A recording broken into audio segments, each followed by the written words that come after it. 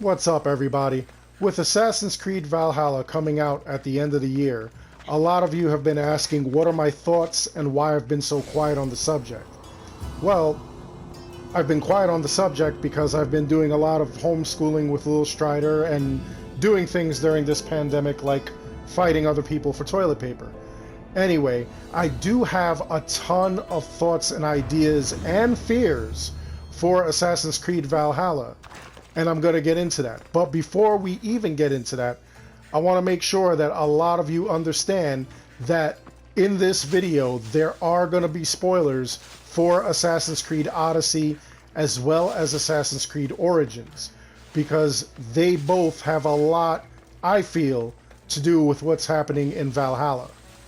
I'm Darkstrider, the YouTube Assassin. Let's get into this.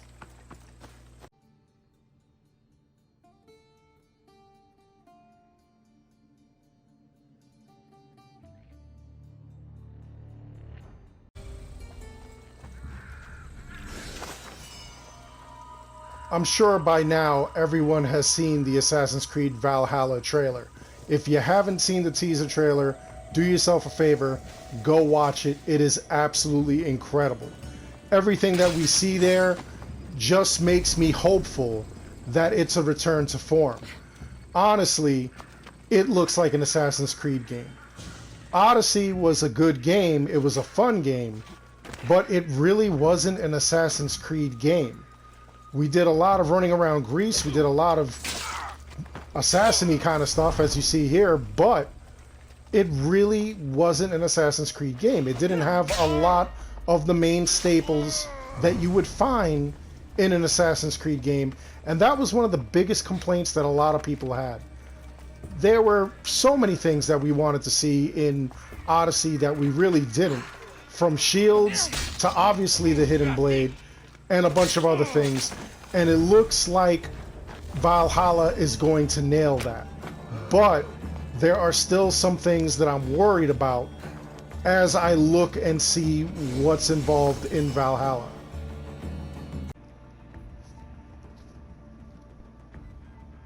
So in Valhalla, we'll be able to play a Viking warrior slash clan leader by the name of Eivor, and I hope I'm saying that correctly.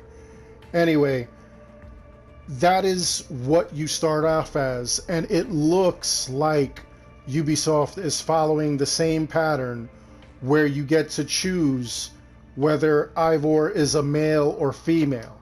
Now, the reason that we're making that assumption is because the Questioning Your Life Choices edition of Assassin's Creed Valhalla that you can pre-order actually comes with a resin statue that has a female version of Eivor. So that is basically what we're going on. It looks exactly like the male version, except just more feminine. Same braids and everything in the hair and whatnot. And you know what? I don't mind, again, playing a female character. I really have no problem with that. Tomb Raider. AC with Aveline. Liberation. AC Odyssey 3. There's a slew of other video games that have female leads that are absolutely incredible. They don't have to be sexy, they don't have to be whatever. They can be strong, they could be whatever a man can be. I don't mind playing a female character, I really don't. But one of the things that concerns me is that the Odyssey team really didn't do a good job of explaining why your magic machine that can put you in a VR simulation where your body is just at rest and it's like you're in a dream state, reliving another person's life from the past. Why can this magic machine not at all tell a boy DNA from girl DNA? Why can't it tell XX from XY chromosomes? They really have to do like a really good job of explaining that to me. You can't just say that like there was 2 DNA strands and we don't know who's who. In this case, if there was both Alexios and Cassandra's blood on this spear, or DNA, whatever, it should be able to tell who's who. And then, like I've said many times with Odyssey, if we went into one's life and they were the eagle bearer, then obviously the other one would be Deimos. And if we went into Alexios's life and he was Deimos, because the canon is that Cassandra was the eagle bearer, if we go into Alexios's timeline, we should have seen an alternate life. We should not have seen him as the eagle bearer.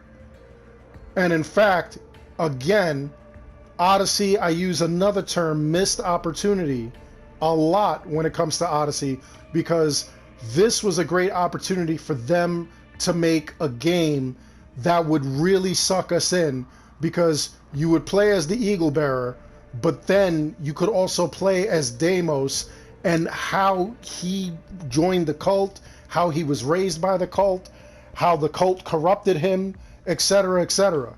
That's what they should have done. And they didn't.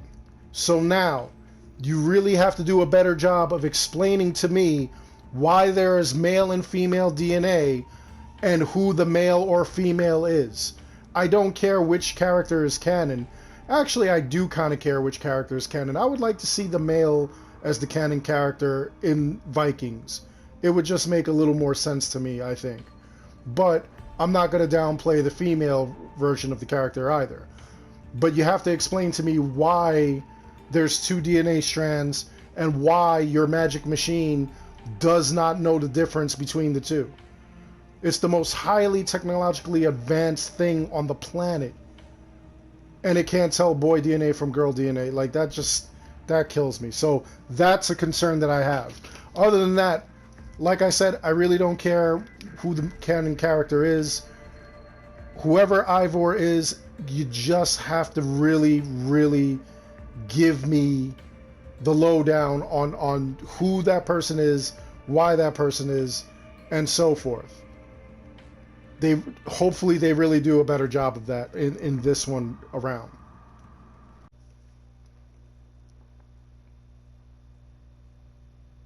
Now, the team that did Origins is the team that did Valhalla. So I'm very confident that it's going to be a return to form. We're going to see a lot of shields that are going to be coming back, which a lot of people were wondering why Odyssey didn't have shields. I'm pretty confident that we're going to have the tools coming back, which tools actually make the game a little more interesting, honestly. If we did a lot of this upgrading with this gear and stuff like that, I believe that would be kind of cool as well. I'm pretty sure mounts are going to be a thing. Definitely, I think we're going to have what Odyssey did as far as the clothing and armor went. We're not just going to have like the one piece we have here in Assassin's Creed Origins. I kind of have a feeling we're going to have multiple slots for items. And what's really wild is going to be the slots for your weapons.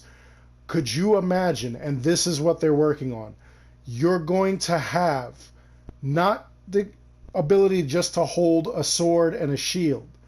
You're going to have the ability to hold two weapons. Could you imagine how much that's going to change the game?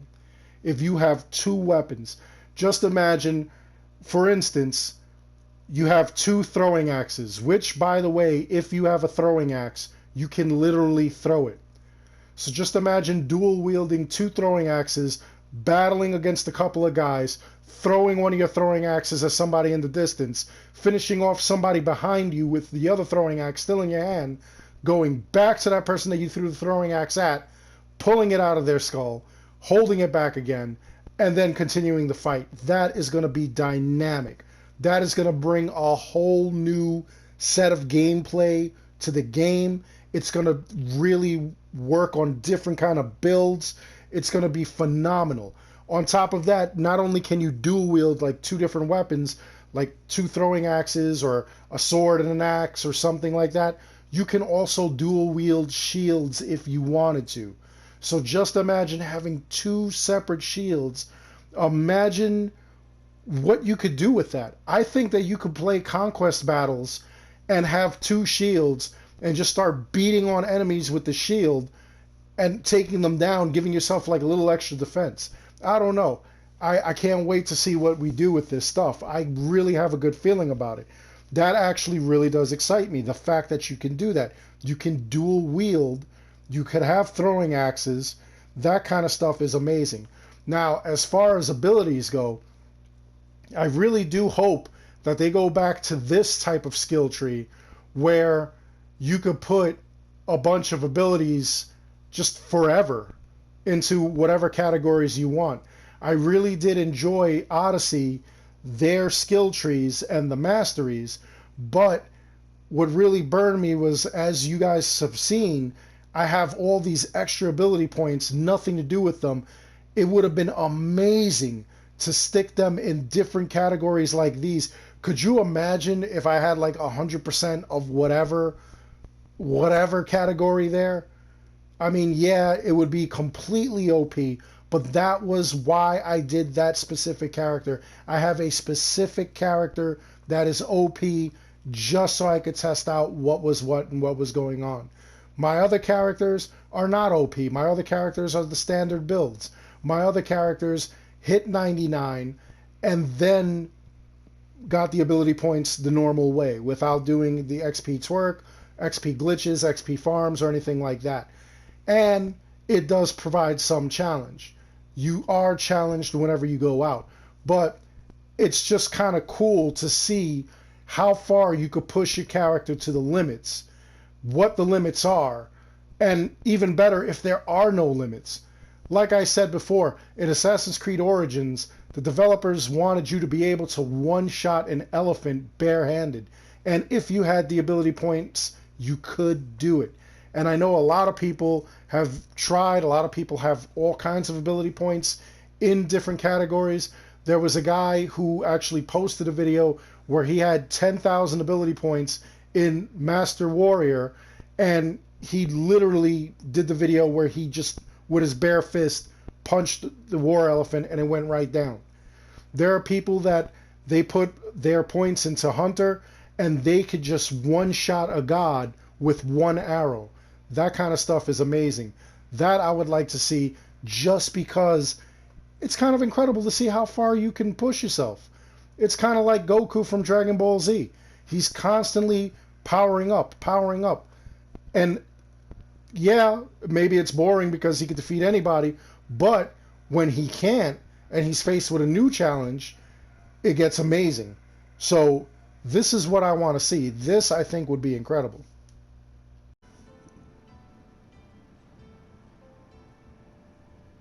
Another thing I would like to see is engravings. I would love to see them maybe bring back some of the old engravings and maybe increase some of the newer engravings. Maybe we would have something new that we haven't seen. I definitely like the common and legendary engraving styles. I would love to see maybe epic and rare engraving styles as well. Really spice it up so that way we could have a real robust kind of build. Imagine a warrior build where maybe you can make it a dual build. Maybe you can make it both an assassin and a warrior, assassin and hunter, which we've done in Odyssey. But just imagine a little more fluidity with that. It's a little bit easier to do that. That would be kind of cool. I mean, maybe not cool to like do 10 million points of damage. We'll still figure that out. But it would just be cool to have all kinds of things like that where it really spices up the game. It really gives us a lot to work with. That would be absolutely incredible. It would just be insane. Engravings definitely have to come back. And they have to come back strong. I do like the idea of having different armor pieces for different body parts. That's actually pretty cool. Adding engravings to them is pretty cool. I would like to see a little more alterations in certain things, like the legendary gear. It was cool, but needing all 5 pieces to use one engraving really sucked. That's why most people went with epic gear, and that's why you could do some amazing things with epic gear. So I'd like to see a little more change. I know that somebody had told me that they are not going to have a ship but I can't see Vikings without a ship. So I'm pretty sure a ship is going to be included. And if we're upgrading the ship, that would be pretty cool too. I would like to see that. We actually see a lot of wild things when we're doing sea battles if you have your ship upgraded to a certain point and if you have certain lieutenants. The lieutenant system is incredible. The reason it's incredible is because the same way you can do a build for your character, you can do a build for your ship. You could create builds that just make the ship faster, make the ship stronger, make the ship quicker to damage, make the ship increase its firepower quicker. It's really wild. So again, the same way you could do a character build, you can do a ship build. And that would be some pretty intense stuff for high seas battles. You're going to be in England, so maybe not so much a lot of traveling. That's where it's supposed to take place. 9th century, 823. That's where we're supposed to be as far as Valhalla goes. So the Vikings that you lead left Norway for a better life and they went to England. And then in England, that's where the Saxons attack. They're not too happy to have these quote unquote savages in their land, as you saw from the trailer. And they start attacking. So maybe that's even the start of the Templar Order. Maybe that's where they began. We'll see. But I'd love to see all these things added as well.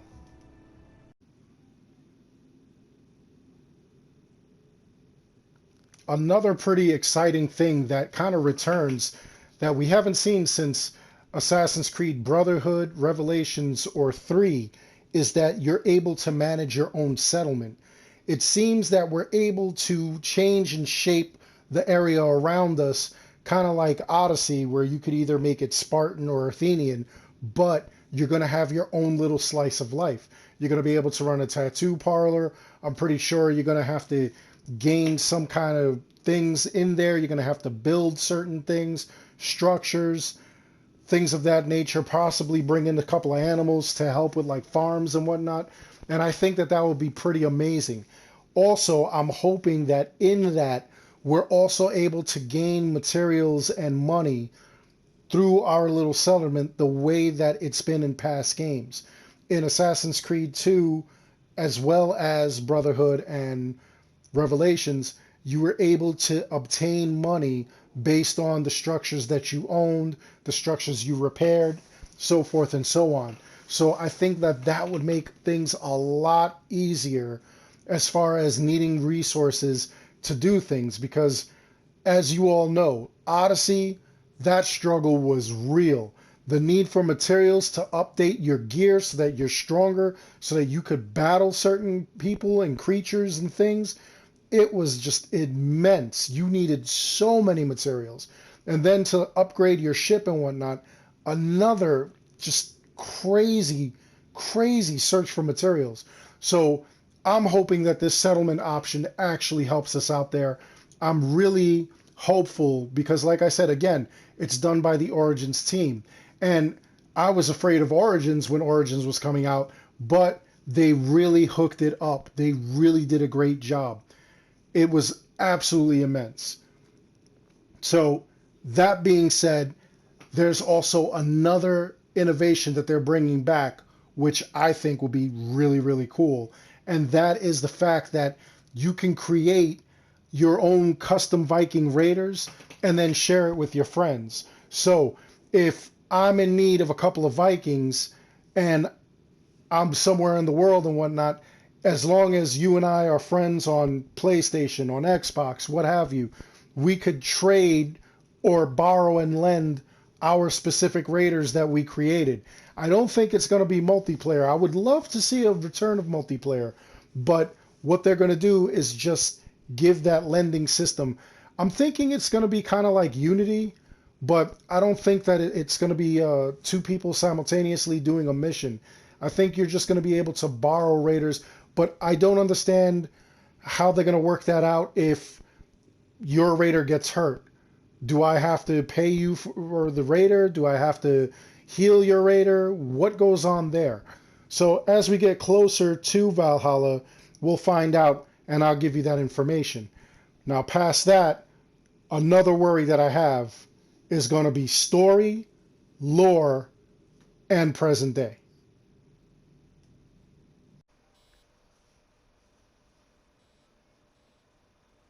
One of the things severely lacking in Assassin's Creed Odyssey was the present day.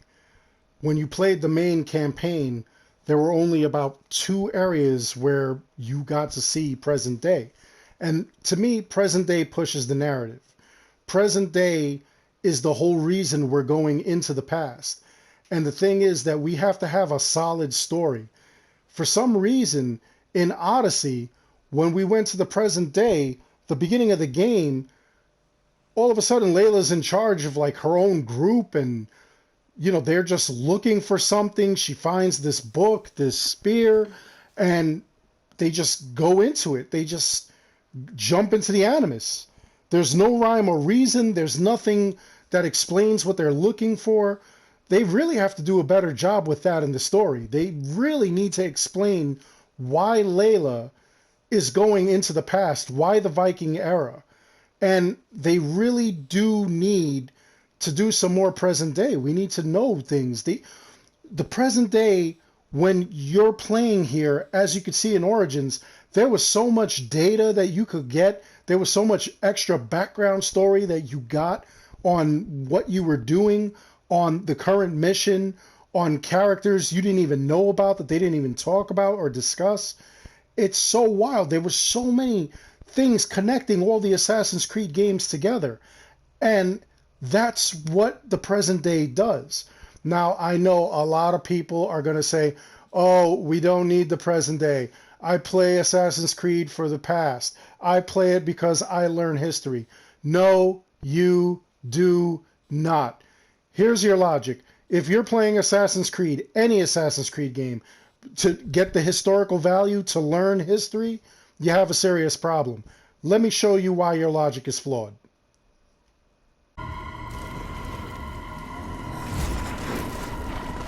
Hey, check this out. I'm playing Doom, so that makes me a demonologist.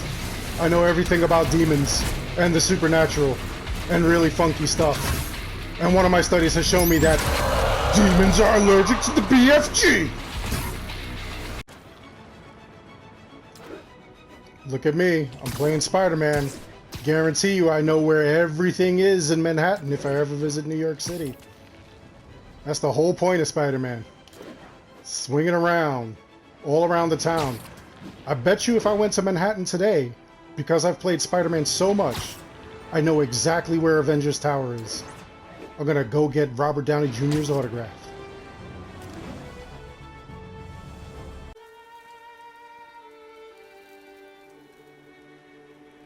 God of War. I'll learn all about Norse mythology here.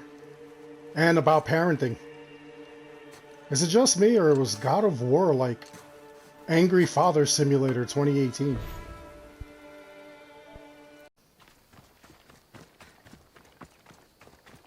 I can literally go on for hours putting every single game I own on display and showing you a reason to play the game as if that was the reason. Just as some people believe they're playing Assassin's Creed Odyssey for the history lesson. That's not what's happening. It's totally not the same. So, no, you're not playing it for the history lesson. You don't play Mortal Kombat or Street Fighter and all of a sudden you're a ninja. If you try any of those moves on somebody who actually knows martial arts, you're in trouble. All right? So, again, that's kind of crazy. But what's really important is the story. The story drives the game. I know some people just like to play the game just to destroy things and whatnot. I personally have played a lot of GTA, Saints Row, Sleeping Dogs, and those games, for some reason, GTA doesn't really immerse me. I don't think it's, I don't know, maybe the humor's not there for me or something. I did enjoy Saints Row, although obviously it's not a better series than GTA. Saints Row 4 and also Get Out of Hell both bombed, in my eyes at least. But it was a pretty cool game series at the same time. Now, those games immersed me in their world. They made me believe. Any media that makes you believe that this world exists is a good form of media. If you're playing a movie, if you're reading a book, and they can convince you that certain things exist or that this is the way of the world, things of that nature, then that is a good media. That is absolutely incredible. And that's also very rare. So the story is very important. Not just the present day story. We also need to know the story that's going on in the past.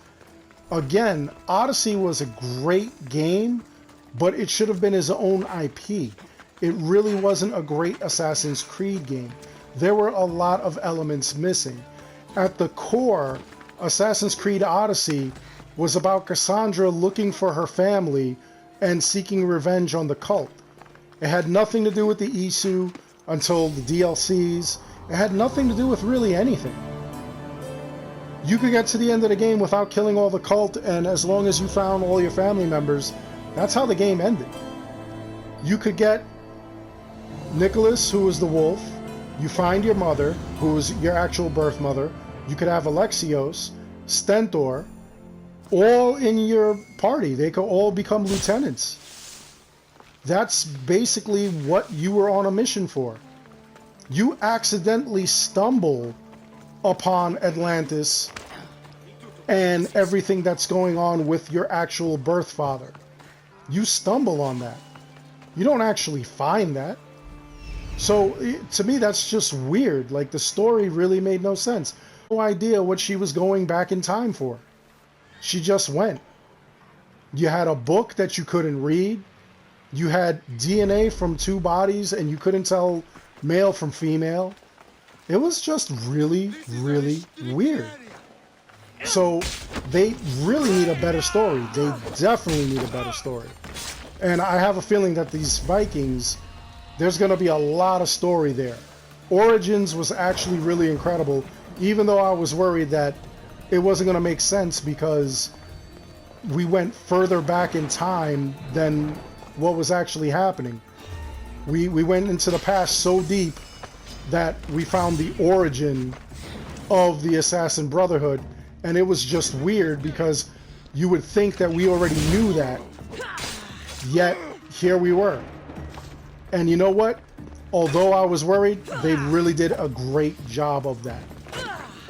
Odyssey, again, not so much. Odyssey was really weird to me. Odyssey, there was a lot of parts missing, I feel like.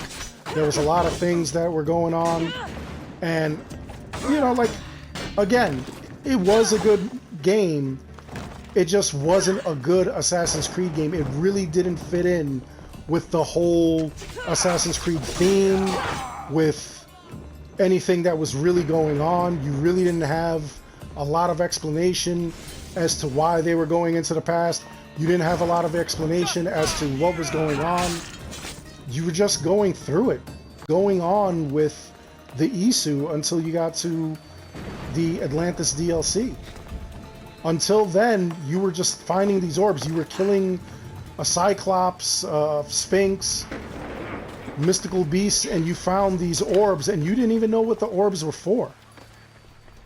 Obviously, later on in the game, they were to open a door, but there were so many questions that I had, like, why didn't they explain how these guys became the Cyclops, the Minotaur, etc., with these orbs, with these apples of Eden? That would have been great to explain. And they didn't. They just, again, another missed opportunity. So I'm really hoping that it's different in this game. Finally, can we talk about the Hidden Blade? It is back. It was beautiful. That final scene with the Hidden Blade was absolutely amazing. And it looked pretty much like Darius's Hidden Blade. So that leaves me with a couple of questions. I want to know, how did they come up with it? Where did they get it? It's over the wrist. It's over the fist itself, not the wrist like the original Assassin's Creed Hidden Blades were that you've seen since the very first game. It looked exactly like Darius's. So I want to know, how did they get that technology? Did they meet up with the Persians? Did they meet up with Darius somehow? Was there some kind of like crossover? Maybe it was Cassandra. I would love to see something where maybe because Cassandra had eternal life, maybe she went and visited Darius, visited her child or whatever, and got the technology from Darius, and then discovered the whole assassin brotherhood and decided that she was going to go and give this technology to the assassins. I think that that would be absolutely amazing if they fit that in the story that way. The Hidden Blade was a major, major thing in the Assassin's Creed series. It was the series. It was a bigger star than the Animus. If you had there, it was a bigger freaking draw than whatever present day character you had. And it was sorely missed when we got to Odyssey and you just didn't have the Hidden Blade. There was even a rumor that when we got the Darius DLC, the Legacy of the Hidden Blade, that they were actually going to turn the spearhead into the Hidden Blade, which obviously wouldn't have happened because there's no way that Layla would have found it later on if it had become the Hidden Blade. That just would not have made sense. So this is one of the reasons that they didn't have it. But I don't think that it's really unlikely or unreasonable for them to make it that Cassandra, again with eternal life, was able to go retrieve the Hidden Blade, or even just blueprints for the Hidden Blade, and bring it to the Assassin's Brotherhood, make it known. And there is some proof of that.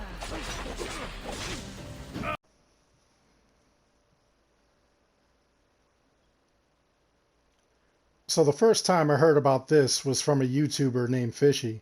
Now, he explained that you come to the Green Mountains region, you come to Kyrenica, Roman Citadel, which is this fortress here, and you're going to get to this room here. You'll see a bunch of things all around. There's a couple of busts, and if you look very carefully, one of these busts actually looks a little bit like Cassandra. The facial features, the scarf over the neck, the medallion on the side, obviously not the hair, but who knows how that came about.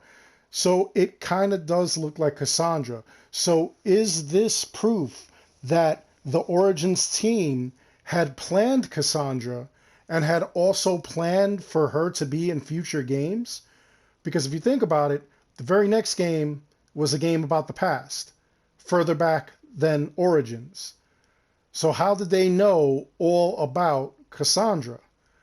Is it possible, again, that Cassandra got a hold of the Hidden Blade, came over to this region, somehow made friends with Cleopatra, knew that Aya was her great whatever granddaughter, and gave Cleopatra the Hidden Blade, believing she would give it to Aya, and then that would start the whole assassin revolution?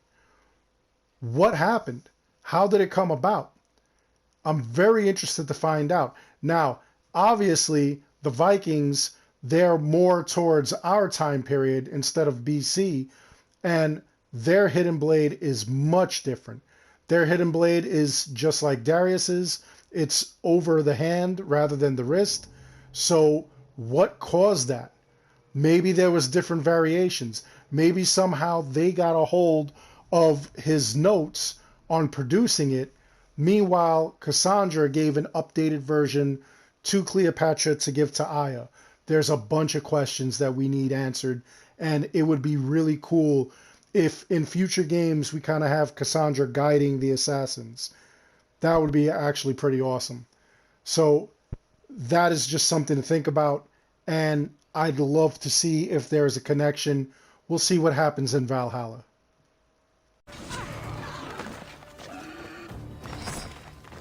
So that's all the information that we've got so far.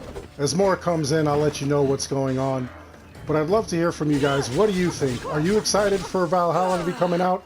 What do you think of the whole Cassandra connection? Are you excited to see the Hidden Blade back? Is there anything that you want to know or you're worried about, you're concerned about in regards to Assassin's Creed Valhalla? Or is there something that you think is just extra that they shouldn't have included? Let me know all your ideas. Let me know in the comments below. Other than that, I hope you enjoyed the video. Please like and subscribe. It helps the channel out an awful lot. As always, I want to thank each and every one of you for watching. And until the next one, take care.